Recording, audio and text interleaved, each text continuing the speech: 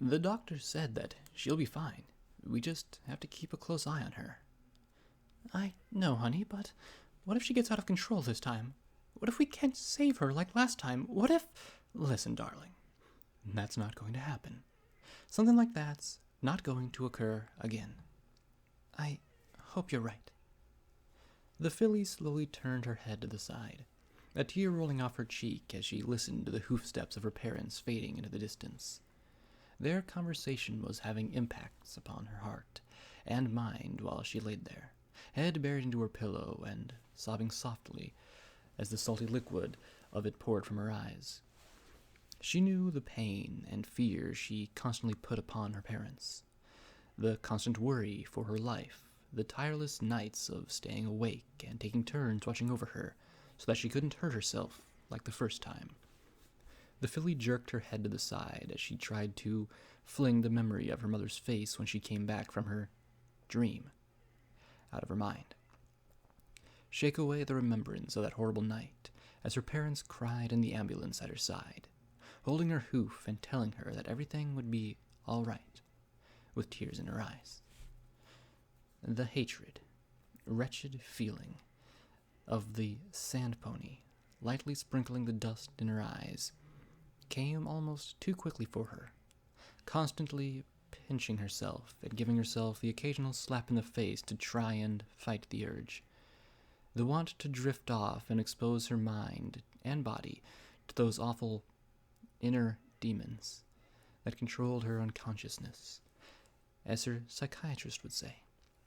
The battle was in vain, the filly's feeling creeping out of her as her vision became a blur. Her head softly settled under the fluffy encasement under her skull, the touch causing her muscles to relax and release their tension. Within seconds, she was sound asleep. Her eyes shot open, the room around her a complete void. A small gleam of moonlight listened through the window, the only thing revealed as such being the door to her room. The filly tossed her blanket to the side and covered the cover floating downward into the black void as it left the bed, the floor around black as night, for it was not there. The door had a slight creak to it, the inching and squeaks of the hinges chilling the filly to the bone as a grim, sadistic laughter echoed. The door before her was now completely open, a shadow of a figure standing, mane over the tilted head, shielding its eyes from the terrified filly. She quickly and carefully examined the shadow at the door's entrance, color now filling its body as it started to take a familiar look. Before long, the filly found herself gazing at what appeared to be the exact reflection of her. The badly and mane were exactly the same hue as hers. Who are you? Me? Why, I'm you, silly. The reflection's neck bent at an angle, a loud snap making the horrified filly nearly jump and fall from her bed. As the head of the figure slowly twisted around, dark, devilish, crimson eyes pierced into her soul. The reflection opened its mouth to show razor-sharp teeth, jagged and dripping with red liquid. You're not me. The neck made another loud crack as the head turned upwards, letting a loud, wailing laugh into the air. After it finished, the figure looked deep into the filly's eyes. We shall see, in good time. Within an instant, everything went black. The filly could not see the hoof she had placed on her face, the air around her growing stale, and a horrid aroma infiltrating her nostrils. Around her was utter nothingness, the same as it was before. There was a faint cry in the distance suddenly, only barely heard by her ears. The sound came from in front of her, but a feeling in her bones told her to turn away, to run, but she couldn't. The filly's curiosity seemed to get the best of her. The steps light, but determined. As she stepped forward into the darkness, the world around started to take a form, everything seeming to static itself in as she continued towards the soft cry. She started observing the surroundings, the walls of the forming hall having a familiar look, the photo frames knocked to the floor with strong resemblance of family in the pictures. The corridor came to a halting end. The wall materialized right in front of her, and a door formed at the side. The filly read the note on the closed entrance, the same paper, color, style, and message as her own setting on it. The cries from within almost stopping the filly from opening the door. Almost. She twisted the knob, her hoof shaking and her nerves nearly fried by her fear.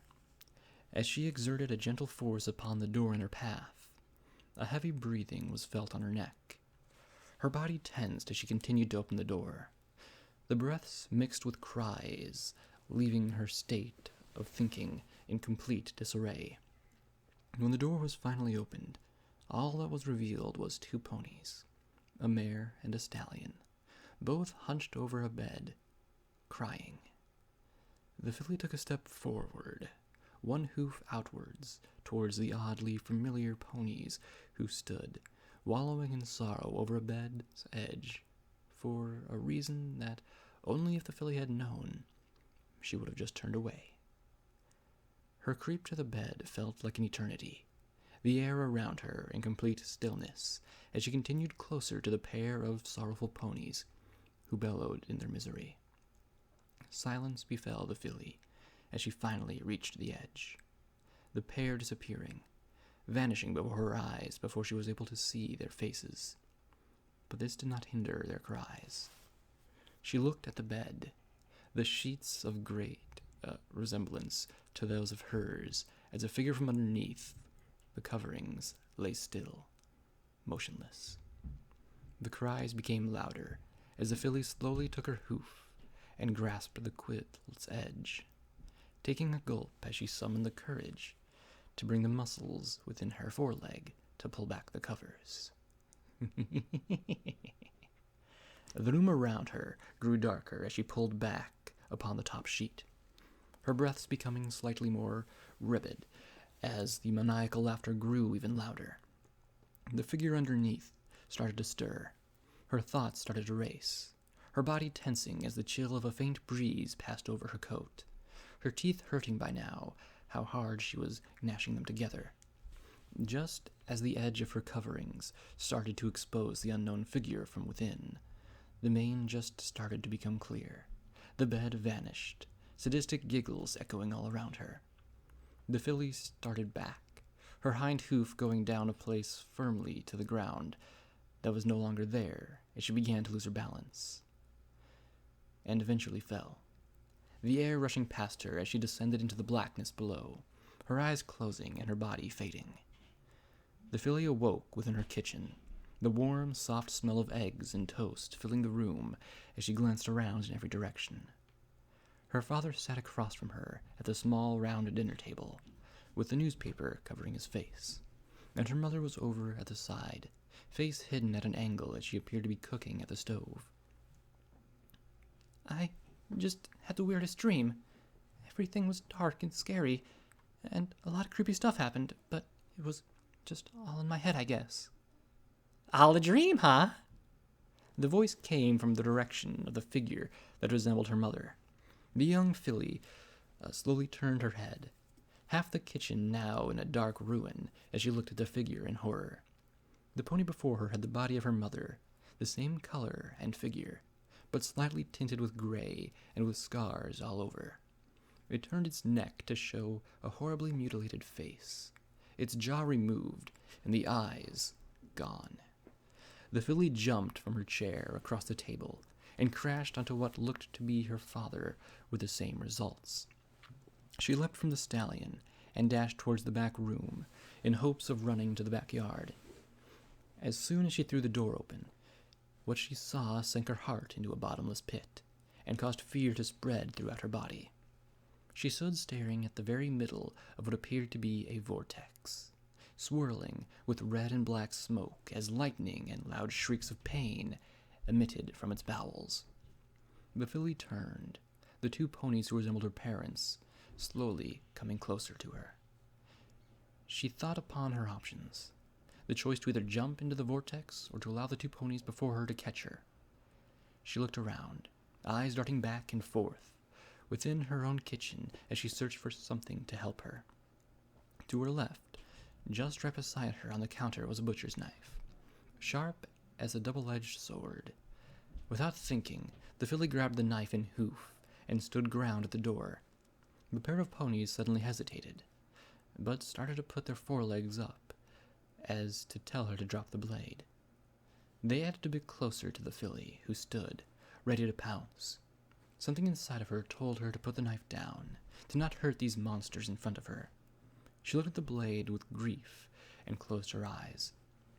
When she felt the hoof of the monstrosity touch her shoulder, she snapped.